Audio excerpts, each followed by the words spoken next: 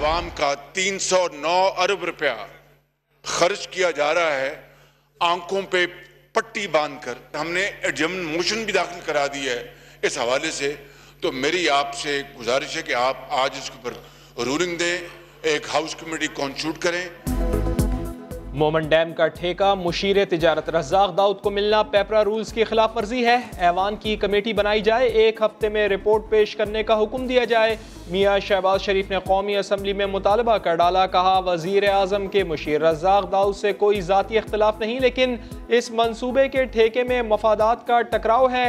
Parliament राहदारी में गुफ्तगू करते हुए बोले बिलावल भुट्टो और मुराद अली शाह के नाम ECL से निकालना खुशाइंद है।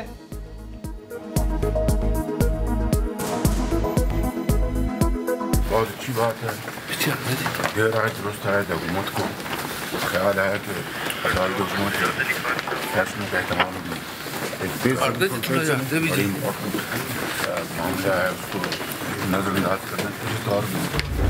पाकिस्तान क्या दुनिया के जितने दुश्मन ममालिक हैं और उनके साथ जो लोग मिलकर इसको साजिश कर रहे हैं डैम के खिलाफ, मोहम्मद डैम बनेगा भी, शुरू भी होगा और ख़त्म भी होगा इंशाअल्लाह। अल्लाह ताला के अलावा किसी का बाप भी इसको नहीं रोक सकता। मोहम्मद डैम के मामले पर फैसल वापडा का दबंग बयान। बोले शहबाज शरीफ ने मेरी गैर मौजूदगी में ईवान में बात की, पीर को जवाब दूंगा।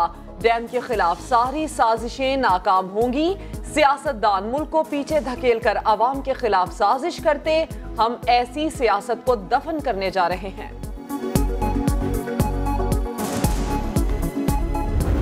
फिरौन ने कोशिश की थी दिलों के शहजादे को ECL में डालने की, और अल्हम्दुलिल्लाह आपने देखा कि पूरी पाकिस्तानी कौम ने उस चीज़ के ऊपर रिएक्ट किया था। सुप्रीम कोर्ट ने भी फैसला दिया और इस हुकूमत को मुंह की खानी पड़ी।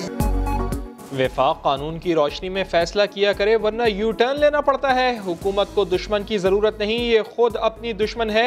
मुशीर इत्तला सिंध मुर्तज़ा वहाब की कड़ी तनकीद। कहा हुकूमत बयानबाजी और इल्ज़ाम तराशी से गुरेज करे, वफाक सिंध के अवाम से झूठे वादे न करे। ये हुकूमत बुरी तरीके से एक्सपोज हो चुकी है पाकिस्तान की आवाम के सामने, और हम बहसियत ऑपोजिशन के चाहेंगे कि कुछ अर्सा और ये चले ताकि और पाकिस्तान के अवाम के सामने ये एक्सपोज हो सके। पहले कोई तकरीबन 3 माह 100 दिन जो है यही इसी मुअज़्ज़ज़ ईवान में इनके जो मिनिस्टर्स हैं वो अपोजिशन को गालियाँ देते रहे हैं, अपोजिशन की तस्दीक करते रहे हैं, तो और हमने कभी जवाब नहीं दिया। वज़रा मुअज़्ज़ज़ ईवान में अपोजिशन को गालियां देते रहे, उस वक्त अखलाकियात कमेटी बनाने का ख्याल नहीं आया। राना सनाउल्लाह भड़क उठे, बोले अपोजिशन अरकान की तज़हीक की गई, जब हमने जवाब देना शुरू किया तो हुकूमत को अखलाकियात कमेटी की याद आ गई।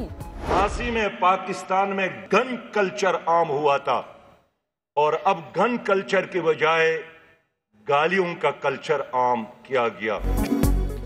मौजूदा सरकार साबिक हुकूमत का तसलसल है, सिर्फ नाम का फ़र्क है। हुकूमत 6 माह में एक वादा भी पूरा न कर पाई। सिराजुल हक की हुकूमती कारकर्दगी पर तनकीद। बोले किसी करप्ट शख्स से 1 रुपया भी वापस नहीं लिया जा सका। सियासी नहीं, हकीकी एहतिसाब के हक में है। हकीकी एहतिसाब हुआ तो ऐवान खाली और जेलें भर जाएंगी।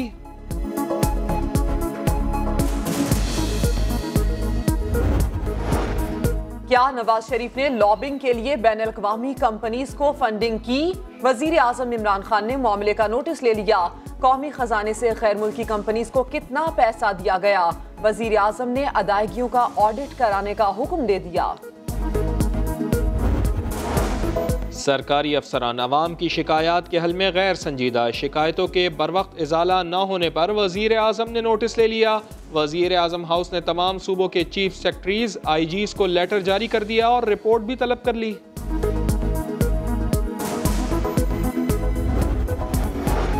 अफगानिस्तान में पायदार अमन लाने का मिशन। अमरीकी नुमाइंदा खुसूसी ज़ल्मे खलीलजाद की वज़ीर ख़ारजा शाह महमूद कुरैशी से मुलाकात। अफगान मुफाहमती अमल पर होने वाली पेशरफ पर तबादला ख्याल। वज़ीर ख़ारजा शाह महमूद कुरैशी ने कहा अफगान मुफाहमती अमल में सहूलत कारी से मुताल्लिक़ पाकिस्तान अपनी कोशिशें जारी रखेगा।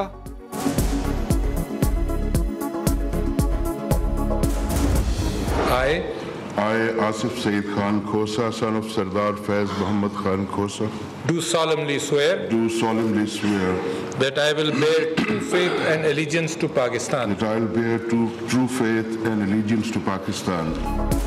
सुप्रीम कोर्ट में नए दौर का आगाज। जस्टिस आसिफ सईद खोसा मुल्क के 26वें चीफ जस्टिस बन गए। सदर आरिफ अलवी ने जस्टिस आसिफ सईद खोसा से ओहदे का हलफ लिया।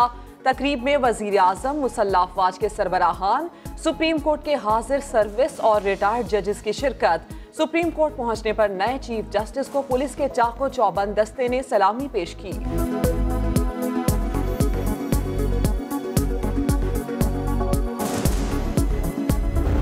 हमने बगैर टिकट के सफ़र करने वालों के खिलाफ कार्रवाई शुरू की है। एक हफ्ते में हमें 6 करोड़ रुपए की आमदन हो रही है और पहली फरवरी से हम सख्त एक्शन लेंगे। ट्रेनों में बगैर टिकट सफ़र करने वाले अब बच नहीं पाएंगे। 1 फरवरी से मुफ्त सफ़र करने वालों के खिलाफ सख्त कार्रवाई की जाएगी। वजीर रेलवे शेख रशीद ने खबरदार कर दिया। बोले, रेलवे स्टेशन पर फार्मेसी शॉप्स खोली जाएंगी। बड़े स्टेशन पर डॉक्टर्स की दस्तयाबी यकीनी बनाई जाएगी।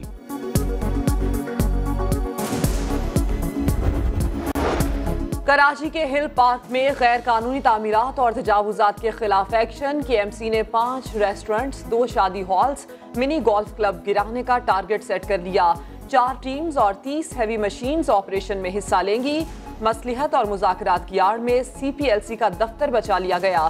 साबिक चीफ ने अनोखी मंतक भी दे दी। हमारा काम फलाई काम करना है और वो फलाई काम हम कर रहे हैं। ये बनाया गया है बिकॉज यहाँ सिक्योरिटी प्रॉब्लम से लोगों के, तो हमने on the request of KMC ही दफ्तर यहाँ बनाया। वादी नीलम में बर्फबारी के बाद हर शय सफ़ेद नजर आने लगे। लोवारी टॉप के पहाड़ों पर बर्फबारी का नया सिलसिला शुरू। एबटाबाद, गलियात, नथिया गली में बर्फबारी की पेशगोई। कराची में इतवार से हल्की बारिश के बाद ठंड बढ़ जाने का इम्कान। महकमा मौसमियात ने खबरदार कर डाला। कोयटा और गिरदोनवा में हल्की बारिश शुरू। और उर्दू और सिंधी ड्रामों के नामवर अदाकार गुलाब चांडियो इंतकाल कर गए। चांद ग्रहण, नूरी जाम तमाची और जहरबाज जैसे शोराए आफाक ड्रामों में अदाकारी के जौहर दिखाए। अलील गुलाब चांडियो को 2 रोज़ कबल अस्पताल में दाखिल किया गया था। नमाज जनाजा और तदफीन आबाई गाँव नवाबशाह में की जाएगी।